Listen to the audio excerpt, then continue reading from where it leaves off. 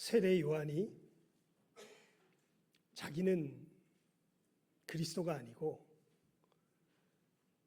내 뒤에 오실 그이가 그리스도요, 나는 그를 증거하기 위하여 왔다, 이렇게 사람들에게 자기 자신을 알리죠.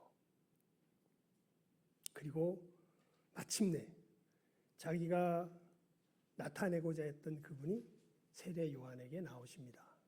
예수님이죠. 예수님이 세례 요한에게 세례를 받으십니다. 그리고 예수님께서 세례 요한 주변에서 이렇게 한 번만 받고 그냥 가신 것이 아니라 좀 이렇게 거니셨던 것 같아요. 계셨던 것 같아요. 예수님께서 어느 날 이렇게 자기 주변을 가시는 걸 보면서 세례 요한이 또 이야기합니다. 보라, 하나님의 어린 양이다. 그러니까 세례 요한의 제자 중 두 사람이 이제는 세례 요한을 따르는 것이 아니라 예수님을 따라서 갑니다. 그 중에 하나가 베드로의 동생이죠. 그러니까 세례 요한이 자기가 온 것은 저분을 소개하기 위해서 온 것이 내가 그리스도이기 때문에 나는 그리스도가 아니다라고 이야기하니까, 여러분, 이스라엘 백성들은 간절히 바라는 것이 하나님 나라가 이 땅 가운데 임하는 겁니다. 이것도 한번 물어볼까요? 여러분, 예수님께서 이 땅 위에서 말씀을 전하셨을 때 예수님의 가장 핵심되는 이 말씀 증거의 주제가 뭐였는 줄 아세요? 사랑? 아닙니다. 하나님의 나라. 그래서 예수님께서 전하신 복음을 이렇게 마가복음이 아주 요약적으로 이야기죠. 천국이 가까웠으니 회개하고 복음을 믿으라. 사실 세례 요한도 무슨 메시지가 핵심이었는 것이었냐면 하나님의 나라가 가까웠다는 겁니다. 그래서 뭐 하라는 거예요? 회개하라는 거예요. 그런데 이 회개는 우리 힘으로 할 수 있는 것이 아니라 단번에 죄 씻음을 받는 그 능력이 필요하고, 그 일을 하실 이가 내 뒤에 오실 것이다 라고 이제 세례 요한이 이야기했던 것이죠. 그래서 어찌 보면 진정 하나님의 나라를 구하고 있던 사람들이라면 아마 자연스럽게 예수님께 끌렸을 것입니다. 그래서 두 사람이 예수님을 쫓아가지요. 그래서 예수님을 쫓아가면서 이게 쫄래쫄래 쫓아가요. 말씀에 보면. 그랬더니 예수님께서 따르는 것을 보시면서 왜 따라오니?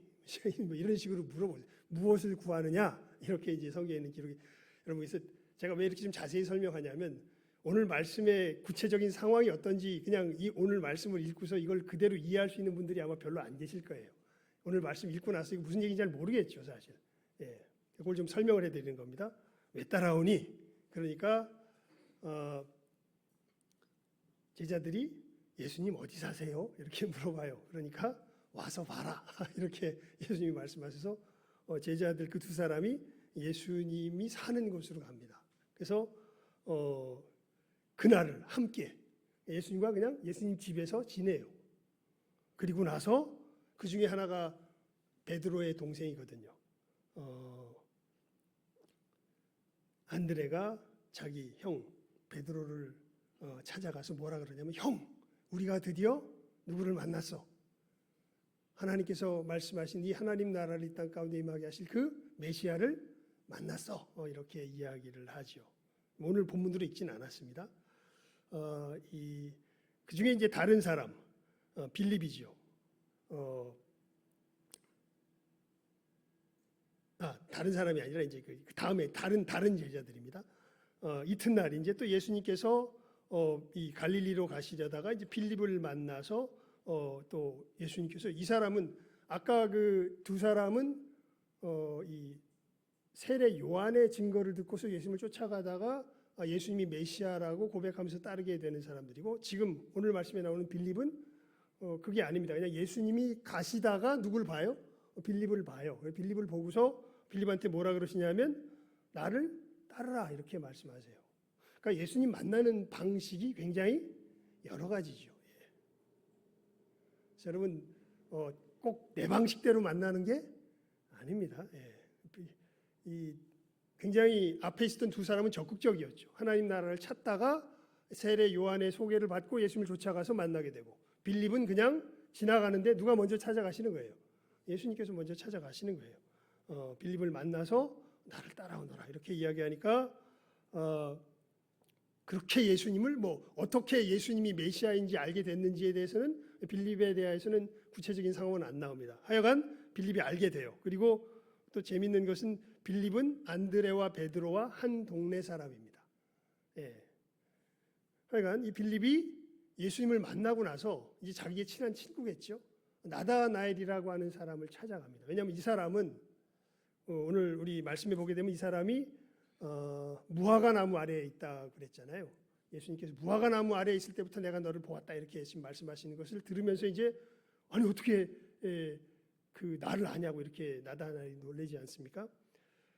나다나엘 이스라엘 사람들이 무화과 나무 아래에 있다는 것은 뭔가 깊이 고민하고 생각하고 묵상할 때 아마 거기에 있다라는 표현을 쓴다 그럽니다. 그리고 예수님의 우리가 그 증거를 보게 되면 이는 참으로 이스라엘 사람이라 속에 뭐가 없다. 간사한 것이 없다 이렇게 표현하잖아요. 그러니까 굉장히 올곧은 사람들이 있죠. 특별히 나다나엘은 그런 올곧은 사람 중에 한 사람임에 틀림없습니다. 정직한 사람들이 있죠. 예. 이거 저만 해도 나다나엘 같지는 않은 것 같아요. 저는 우리 교회 앞에 무단횡단 아주 자주 합니다. 예. 아마 나다나엘 같으면 저기 우리 교회 앞에 우리 전도하러 갈 때도요. 어디 건너갈 데가 없잖아요. 그럼 그냥 노란 선 거기에 가지고 우리 다 해서 저 밑으로 안 가고 이렇게 해서 건너가고 그렇게 해서 우리 갑니다. 예. 근데 나다나엘은 안 그럴 것 같아요. 나다나엘은 아주 올곧은 사람인데 이 사람이 하나님의 나라를 간절히 구하는 사람이었겠죠. 왜냐하면 여러분 종종 제가 말씀드렸지만 이 당시 이스라엘은요 처참합니다. 왜 처참하냐면요. 이스라엘에 누가 왕이 돼야 돼요? 다윗의 자손. 근데 그 당시 이스라엘은요 다윗의 자손은커녕 이스라엘 사람도 아니에요. 헤롯은 어떤 사람이냐면 에돔 족속이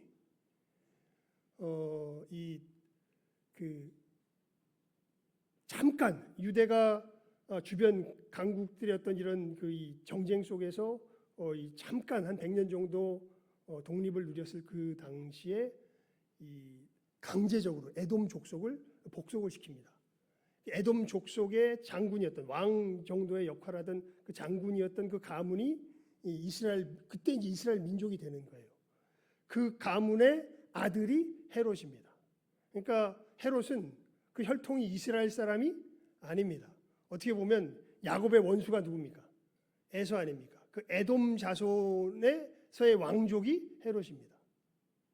그러니까 이스라엘의 왕이 누가 돼 있어요 지금? 현실적으로 에돔 족속의 사람이 왕이 돼 있어요. 또 여러분 이스라엘의 예루살렘 성전의 이 제사장은 누가 그 명맥을 이어야 합니까?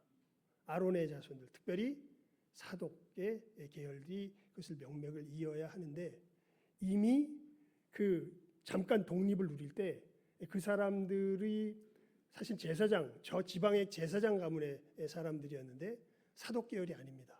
이 사람들이 왕이 되면서 왕권을 취할 뿐 아니라 뭐까지 취해버리냐면 제사장 직분까지 취해버립니다.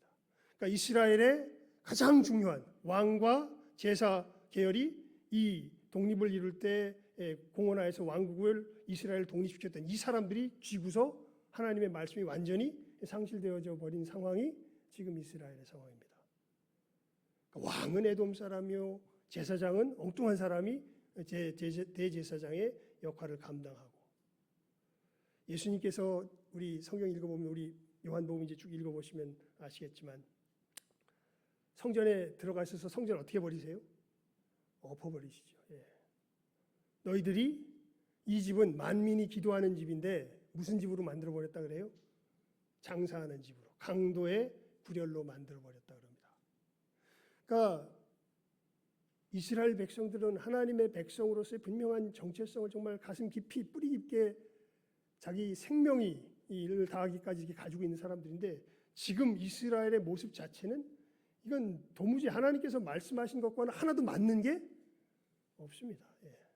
왕은 에돔족 속의 사람이 왕이 되어 있고 제사장은 엉뚱한 인간들이 제사장을 하고 있고 하나님 게다가 그 성전은 누가 지은 건 줄 아세요?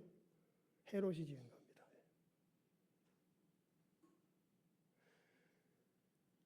우리 복음서 읽어보면 여자들 이름이 뭐가 많아요?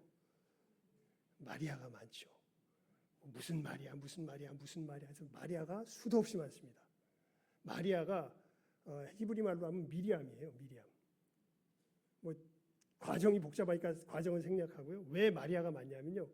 그 당시 이스라엘은 그래서 하나님께서 구원자를 그리스도를 보내주셔서 이 모든 불의한 것들을 다 척결해버리고 진정한 하나님의 나라를 세우기를 정말 바라는 강력한 소망이 이스라엘 백성들 가운데 사실은 팽배해 있었습니다. 그래서 딸 낳으면은 그 소망이 강력한 사람은 자기 딸 이름을 뭐라고 짓냐면 마리아라고 짓는 거예요. 그리고 네가 누구를 좀 낳았으면 좋겠다. 그리스도를 메시아를 좀 낳았으면 좋겠다. 그래서 지은 이름이 마리아입니다. 그래서 우리가 복음서를 읽어보면 좀 자세히 읽어보시면 알 거예요. 마리아라는 이름이 엄청 많아요. 예.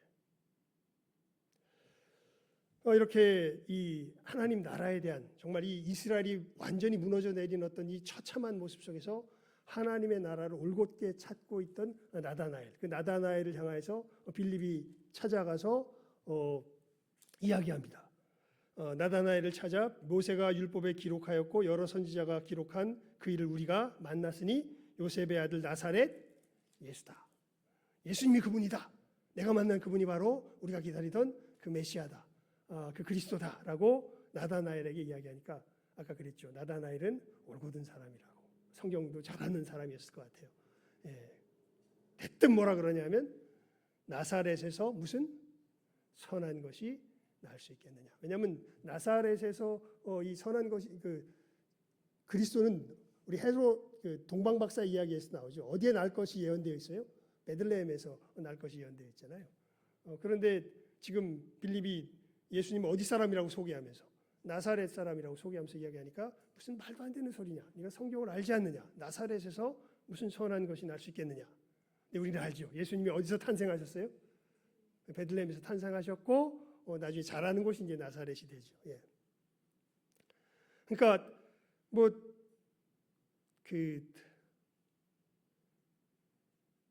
더 이상 할 말이 없어요. 말이 안 돼. 여러분 우리 복음 전도할 때 얘기하다가 말이 안 되잖아요.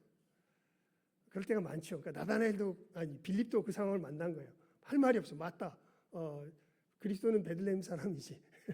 베들레헴에서 나시지. 근데 나사렛에서 근데 저분이 그리스도인 건 빌립에겐 너무 분명해. 그래가지고 그냥 뭐라 그러냐면 와서 봐, 네가 직접 확인해 이렇게 이야기를 합니다. 담대하게 그렇게 이야기하십시오. 예수 믿어야 천국 가, 안 믿으면 지옥 가. 믿어야 돼. 웃기는 소리 하지 마. 그러면 그냥 내 옆에 있어봐. 우리 교회 와봐.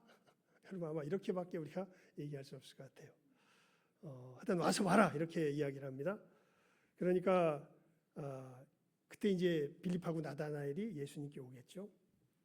예수님께서 오시는 것을 이렇게 봐요. 보시고 오시는데 멀리서 예수님이 나다나엘을 해서 한 번도 만나본 적이 없는데 이렇게 이야기를 하세요. 보라 이는 참으로 이스라엘 사람이라 그 속에 간사한 것이 없도다. 어찌 보면 용한 무당 같죠. 예. 그냥 속을 그대로 꿰뚫어서 아십니다. 그러니까 나다나엘이 깜짝 놀라죠. 어떻게 저를 아십니까? 그러면서 놀래니까 예수님께서 말씀하세요. 빌립이 너를 부르기 전에 네가 무화과 나무 아래에 있을 때 보았다. 아까 말씀드렸죠. 무화과 나무 아래에 있을 땐 뭐 할 때라고요? 고민할 때라고요. 묵상할 때라고요. 하나님의 이 나라가 어떻게 다시 회복될 수 있을 것인가. 이스라엘 사람이라면 그것이야말로 가장 큰 소망이요 열망이죠. 하나님 나라에 대한 역사, 결국 그 일을 이루실 분이 누구예요? 그리스도 아니에요. 그러니까 이 이야기를 듣는 순간 나다나엘이 예수님께 뭐라고 고백하냐면 우리 49절 말씀 우리 함께 읽어볼까요? 49절입니다. 함께 읽습니다. 시작. 나다나엘이 대답하되 랍비여 당신은 하나님의 아들이시오 당신은 이스라엘의 임금이로소이다. 이거는 굉장히 이 자기의 신앙 고백이 담긴 그리스도라는 표현입니다. 여러분 놀랍게도 지금 나다나엘은 그 얘기를 듣고 예수님을 뭐라 그래요? 하나님의 아들. 근데 이게 우리가 착각하면 안 돼요. 우리가 생각하는 하나님의 아들이 아닙니다. 여기서 나다나엘이 말하는 하나님의 아들은 어떻게 보면 시편 2편에 나와 있는 그 하나님의 아들을 뜻하는 걸 거예요. 이게 뭐냐면 우리 그 점에서 시편 2편을 한번 볼까요? 시편 2편입니다. 시편 2편입니다.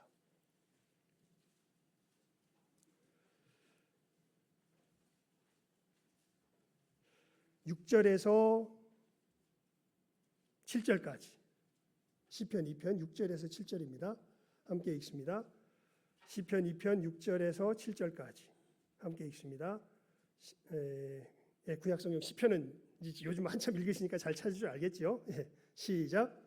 내가 나의 왕을 내 거룩한 산 시온에 세웠다 하시리로다. 내가 여호와의 명령을 전하노라. 여호와께서 내게 이르시되 너는 내 아들이라. 오늘 내가 너를 낳았도다. 그러니까 이스라엘에서 특별히 다윗의 자손이 왕위로 등극할 때에 이 시편을 읽었을 것이라고 생각이 됩니다. 즉 다윗의 자손이 이제 아버지를 이어서 왕위로 등극할 때에 하나님께서 그 다윗의 자손을 뭐라 그래요? 왕으로 등극하는 너는 내 아들이다. 내가 오늘날 너를 세웠다. 그러니까 이 나다나엘은 굉장히 구체적으로 지금 신앙을 고백하는 겁니다. 당신은 참으로 하나님의 아들이요 이스라엘의 임금입니다. 여러분 우리 그 예수님께서 예루살렘 성에 입성하실 때 사람들이 예수님을 향하여 뭐라고 찬송하죠? 호산나 다윗의 자손이요. 호산나 우리를 구원하소서 그런 뜻 아니에요? 다윗의 자손이요 우리를 구원하소서.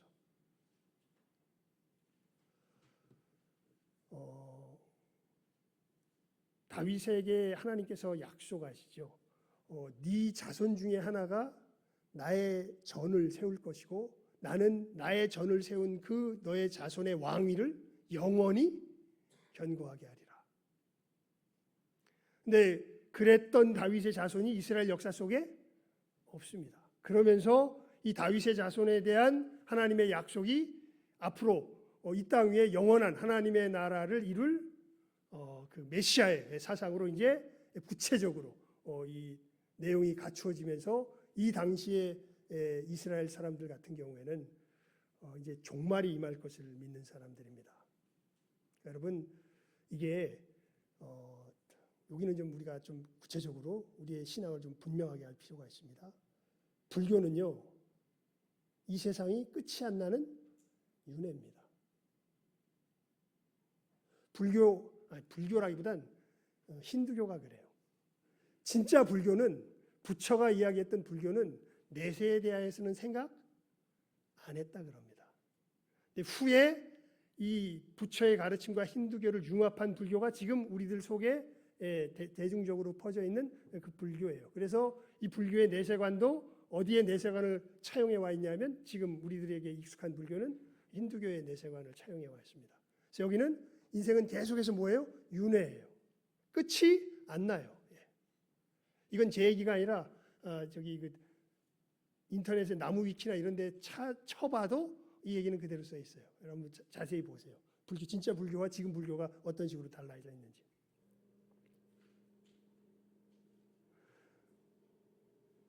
그래서 이 불교의 사람들은요. 이 땅에서 착한 일 하라고 그래요. 왜 착한 일 하라고 그러냐면 착한 일 안 하면 죽으면 거기도 죽으면 끝나는 게 아니에요. 다시 뭐예요? 환생해요.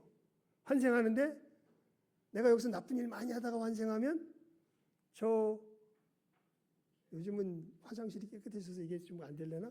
예전에는 이 푸세식 화장실 보면 막 밑에 보면 화장실 거기에 보면 구더기들이 막 드글드글했잖아요. 그러니까 내가 나쁜 일 많이 하면 이제 뭘로 환생하는 거예요? 화장실에 이제 구더기로 환생하는 거예요. 그래서 구더기가 이제 이러면 안 되겠다 생각하고 열심히 착한 구더기가 돼서 열심히 하면 뭐 나비가 될까요? 그런 식의 내세관이 불교식 내세관입니다. 근데 성경은 분명히 이야기해요. 그렇지 않다고. 한 번 죽는 것은 사람에게 정하신 것이고 후엔 심판이 있고 우리의 역사는 끝납니다. 영원한 운명이 우리들에게 나누어질 겁니다. 천국 아니면 지옥입니다. 하나님의 의를 따라 하나님과 함께 살아가는 그 영원한 천국의 삶을 누리든지 아니면 하나님을 거절하고 하나님을 벗어난 영원한 지옥의 삶을 누리든지. 지금 이 세상은 악이 득세하여서 이스라엘 백성들이 하나님의 말씀을 따라 하나님의 인도하심 가운데 그 역사 속에서 처절하게 경험한 게 뭐냐면 이 땅에서는 하나님의 의가 제대로 세워질 수 없구나. 나중에 하나님이 이제 그것을 이루실 분이 메시아라고 이제 대표적으로 믿고 있었던 거죠. 하나님께서 이 땅 가운데 친히 메시아를 보내셔서 강림하셔서 이 모든 불의를 심판하시고 모든 악인들을 쫓아내시고 진정한 하나님의 백성들로 이루어진 진정한 아름다운 하나님의 나라를 영원토록 이 땅 가운데 이루실 것이다. 이것이 이스라엘 사람들이 분명하게 갖고 있는 뭐예요? 세계관이에요. 자, 일단 이것은 확실히 아십시다. 불교가 맞습니까? 기독교가 맞습니까?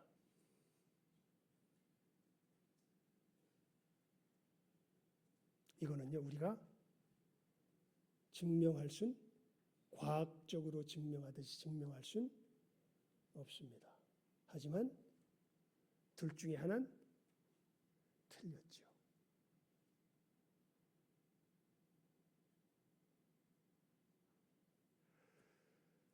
여러분, 우리 도둑질하면 왜 안 되죠? 도둑질해야 잘 살잖아요.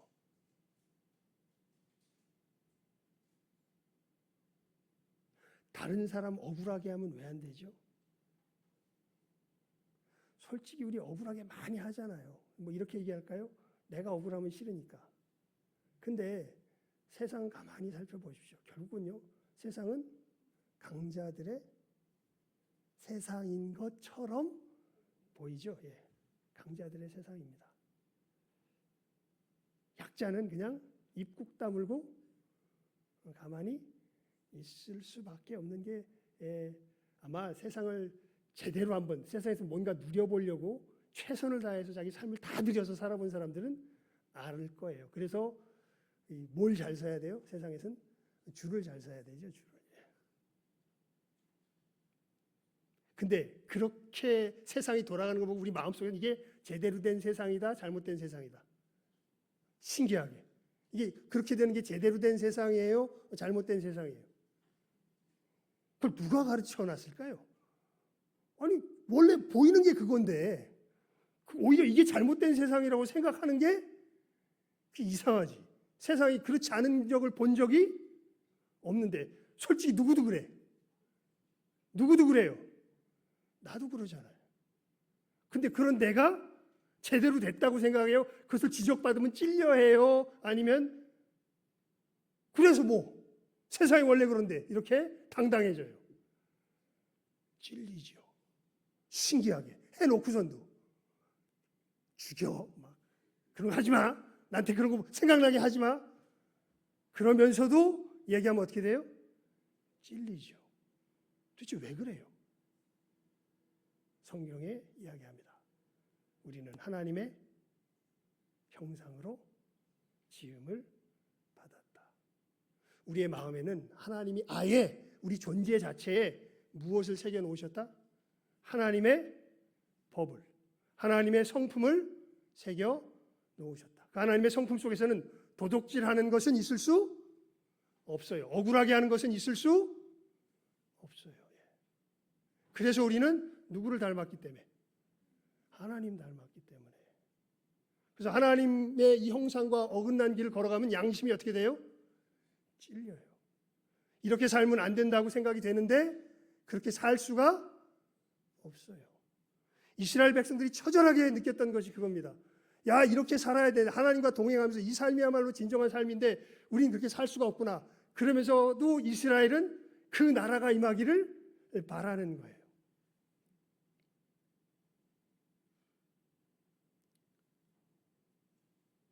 그러는 가운데 하나님이 메시아에 대한 소망을 주셨던 거죠. 그분이 오시면 이 나라가 이루어질 것이다. 그런데 여기까지 오긴다고 힘들었는데 이 다음도 정말 중요한데 오늘 봐서 다 못하면 다음 주에 이어서 하겠습니다.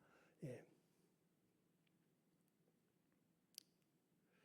그런데 이 나라의 소망에 대해서 어느 정도밖에 이스라엘 사람이 나다나엘도 생각을 아니 대다수의 이스라엘도 생각 못하냐면 이런 정도로밖에 생각을 못해요. 뭐냐면 일단은 메시아가 오셔서 이 땅 가운데 이루실 그 나라의 구체적인 모습으로 일단은 이스라엘의 독립. 지금 누구의 속국이 돼 있어요? 로마의 속국이 돼 있어요. 그래서 하나님을 제대로 못 섬긴다고 속국이 돼서 못 섬긴다고 생각을 해. 그래서 이스라엘의 독립 그리고 이렇게 속국이 되면서 막 힘드니까 여러분 경제적으로 쪼들립니다. 그래서 이 경제적인 번영을 이루고 또 사회 정의가 무너져 내려 있어요. 그러니까 사회 정의가 이루어지고 뭐 요 정도로 그리스도께서 오시면은 마치 모세가 애굽에서 이스라엘 백성들을 건져내어서 이 하나님의 기적이지만 만나를 공급하면서 이 애굽의 이 거짓된 법에서 해방되어서 하나님의 법을 세워놓고서 그렇게 살아가게 하듯이 그런 정도의 아주 구체적인 모습으로 독립과 경제적인 번영과 어떻게 보면 사회적인 정의의 실현 이런 것을 누가 오셔서 이룰 거다. 메시아가 오셔서 이룰 거다. 이런 정도로 지금 생각을 하고 있었던 그 고민을 하고 있을 때 지금 예수님께서 뭐라고 말씀하세요? 네가 그 고민하고 있을 때 내가 너를 미리 보고 있었다. 이렇게 이야기를 하니까 나다나엘이 그 얘기를 듣고서 예수님을 향해 뭐라 그러냐면 당신이야말로 진정한 그 일을 이루실 메시아이십니다. 라고 이야기를 하는 것이 49절까지의 말씀인데 50절에 예수님께서 놀라운 이야기를 합니다. 우리 50절을 함께 읽어볼까요? 시작하면 읽습니다. 시작. 예수께서 대답하여 이르시되 내가 너를 무화과 나무 아래에서 보았다 함으로 믿느냐? 이보다 더 큰 일을 보리라. 아까 말씀드렸죠? 이 하나님의 나라가 이루어지는 것 자체에 대해서 현실적으로 그 정도의 생각을 갖고 있고 우리들 그래서 예수님의 제자들을 봐도 우리 성경을 보게 되면 예수님께서 이렇게 예루살렘으로 올라가실 때 요한과 이 야고보가 사실은 그렇게 부탁을 하죠. 예수님 거기서 왕이 되시면 우리는 하나는 좌편에 하나는 우편에 앉게 해주세요. 그러니까 예수님이 진짜로 이 왕으로 현실적인 왕으로 등극하시는 것으로 그렇게 생각을 하잖아요. 그랬더니 예수님께서 꿈 깨라 이렇게 이제 그런 거 아니다. 우리나라는 그런 나라 아니다. 이렇게 이제 말씀을 하지 않습니까?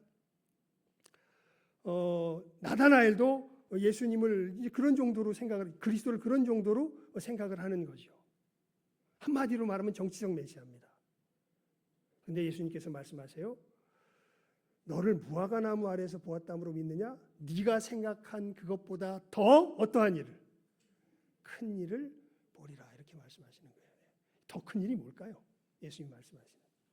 그냥 자기는 그러니까 여러분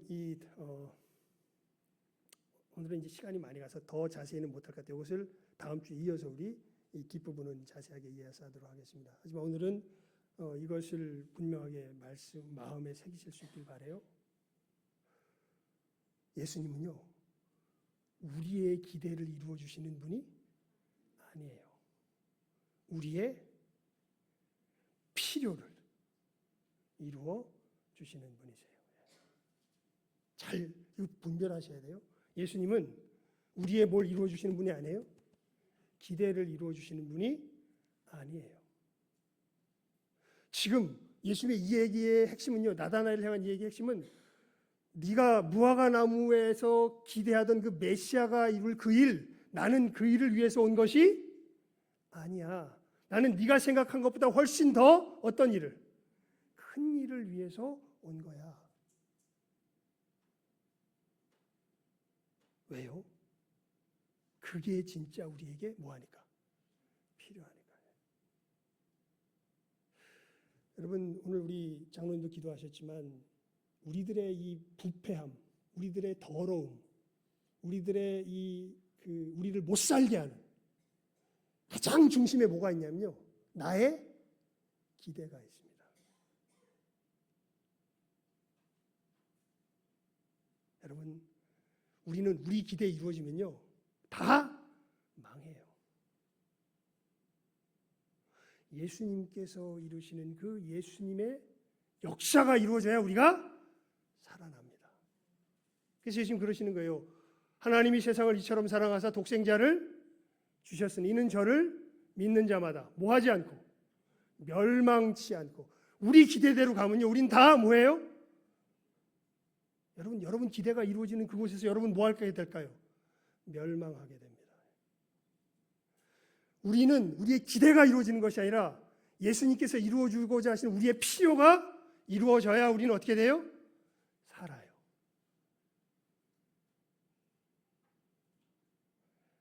더 큰 일이 바로 그것이죠. 그리고 그 더 큰 일을 뭐라고 표현하냐면 이제 이것에 대한 내용은 우리 다음 주에 합시다. 우리 51절 읽어볼까요? 시작하면 읽습니다. 시작. 또 이르시되 진실로 진실로 너희에게 이르노니 하늘이 열리고 하나님의 사자들이 인자 위에 오르락 내리락 하는 것을 보리라 하시니라. 그러니까 예수님께서 이루실 더 큰 일을 뭐로 표현하냐면 그건 네가 생각하는 식으로 어떤 정치적 메시아가 와서 이 땅을 네 생각대로 평정하는 것이 아니라 인자 위에 하늘이 열리고 하나님의 사자들이 오르락 내리락 하는 이 일이 너희들에게 진정한 필요한 일이요 내가 바로 그 일을 이루는 뭐다? 메시아다, 그리스도다라고 예수님이 친히 자기를 지금 나다나엘에게 이야기하시는 것이죠. 구체적인 내용 우리 다음 주에 하도록 하십시다. 하지만 오늘 말씀 속에서 이것만큼은 우리가 분명하게 마음에 새기실 수 있길 바랍니다. 여러분, 은혜를 받는 사람들은요 진실해지고 겸손해지는 사람들이에요. 많은 사람들이요 자기 기대 속에서 죽어요. 내가 바라는 것을 이루기 위해서 예수님 앞에 나오는데요, 예수님께 나오면 예수님이 하시는 것은 우리들이 하는 기대하는 그 모든 것들을 다 뭐하게 하실까요? 내려놓게 하시고 빈손 들게 만들어 가십니다. 그리고 진짜 예수님께서 우리들에게 주고자 하시는 그것을 붙들 수 있는 빈 마음을 만드시죠. 이것이 벗어지는 건 정말 일종의 죽음을 경험하는 겁니다. 우리들 속에서. 그래서 정말 맞아요. 예수님의 십자가 역사는 우리를 죽고 다시 살게 하는 역사예요. 그것을 사도 바울은 이렇게 표현하죠. 죄에 대하여 죽게 하고 하나님께 대하여 살게 하려 합니다. 죄에 대하여 죽는다는 것. 오늘 뭐 이것만 분명히 기억합니다. 내 기대대로 되는 게 뭐에 대해서 살아있는 거예요? 죄에 대해서 살아있는 거예요. 여러분 인생 그렇게 살면 죽습니다. 이거 분명히 아십시오. 내 기대대로 되면요 죽어요. 누구의 기대대로? 예수님의 기대대로 돼야 우리가 삽니다. 이 분명한 진리를 바르게 마음속에 새기시고 오늘 말씀에 일단 가장 큰 핵심 내용이 그거예요. 이보다 더 큰 일을 보게 될 거다. 네가 기대하는 것이 메시아가 아니다. 진짜 메시아는 그 인자 위에 하늘이 열리고 천사들이 오르락내리락 하는 이 일을 이루는 자가 누구다? 진짜 메시아다. 그리고 내가 그 일을 이룰 것이요 네가 그 일을 알게 될 거다. 그 역사에 참여하게 될 거다. 핵심은 우리 오늘 찬송하면서 제가 가사를 바꿔 불렀잖아요. 열린 천국문 내가 들어가 세상 짐을 내려놓고 빛난 면류관 받아 쓰고서 뭡니까? 주와 함께. 예, 제가 바꿔 부르자 그랬죠. 이 가사가 좀 잘못됐다고. 다스리리. 예, 다스리는 거죠. 그래서 우리 뭐라고 인사했습니까? 당신은 왕 같은 제사장. 예수님 안에서예요. 예수님 밖에서는요, 당신은 지옥의 마왕입니다. 당신의 기대를 이루려고 하는 당신은요, 예수님 밖에 있는 사람인데 당신은 결국 내 이웃에게 무엇으로 다가갈 수밖에 없냐면 지옥의 마왕으로 다가갈 수밖에 없어요.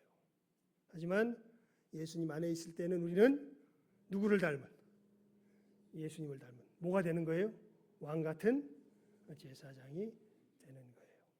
사실 그냥 모든 과정 다 건너뛰고 이 과정을 설명하는 것이 이제 다음 주가 될 텐데, 결론만 이야기하면 이 인자 위에 하늘이 열리고 하나님의 사자들이 인자 위에 오르락 내리락 하는 것이 우리를 당신과 같은 왕 같은 제사장으로 만든다는 뜻이에요. 사실은 핵심은 그겁니다.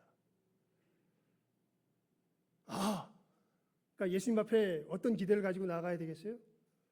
이게 내 삶을 누구 기대대로 살아가는 존재가 아니라 내 기대대로 살아가는 존재가 아니라 예수님처럼 사람들을 다스린다 그럴까요? 대하는 그러한 왕 같은 제사장이 되는 존재로 예수님께서 나를 변화시켜 주시는 것이구나. 그것이 바로 예수님께서 메시아로 오셔서 우리들 가운데 이루시는 그 복된 일이구나라는 것, 우리 마음 가운데 잘 새기시고 이 분명한 기대 가운데 우리의 믿음의 걸음 바르게 걸어가실 줄 아는 이 시간 함께하는 우리 모든 귀한 영혼들 다 되실 수 있기를 예수님의 이름으로 부탁을 드립니다. 기도하겠습니다. 하나님 아버지, 우리들 여러 가지 기대를 가지고 하나님 앞에 나옵니다. 어느 틈엔가 하나님을 나의 기대를 만족시켜주는, 이루어주는, 마치 알라딘의 마술 램프에 나오는 요정과도 같은 그러한 존재로 대하며 나오는 저희들 바라봅니다. 아닙니다. 하나님께서 우리들 가운데 이루시는 그 가장 복된 일, 참으로 예수께서 그리스도로 우리들 가운데 이루신 그 가장 놀라운 구원의 역사는 내 기대대로 살아가는 멸망의 존재가 아니라 정말 하나님의 형상을 온전히 회복한 예수님을 닮은 새로운 왕 같은 제사장으로 우리를 빚어내시는 하나님의 놀라운 손길인 것을 저희들이 시간 분명한 믿음의 눈을 떠서 바라볼 수 있도록 은혜 베풀어 주시옵소서. 진실로 내 기대가 아니라 주님께서 이루신 그 역사가 참으로 내 삶에, 내 영혼에 참으로 이루어지도록 이 기대를 품고 주님 앞에 달려나아갈 줄 아는 이 시간 함께하는 우리 모든 귀한 영혼들 다 될 수 있도록 주님 은혜 베풀어 주시고 성령이여 우리 가운데 역사하여 주시옵소서. 모든 것 예수님의 이름으로 기도드리옵나이다. 아멘. 찬송 550장 부르시며 준비한 예물 드리도록 하겠습니다.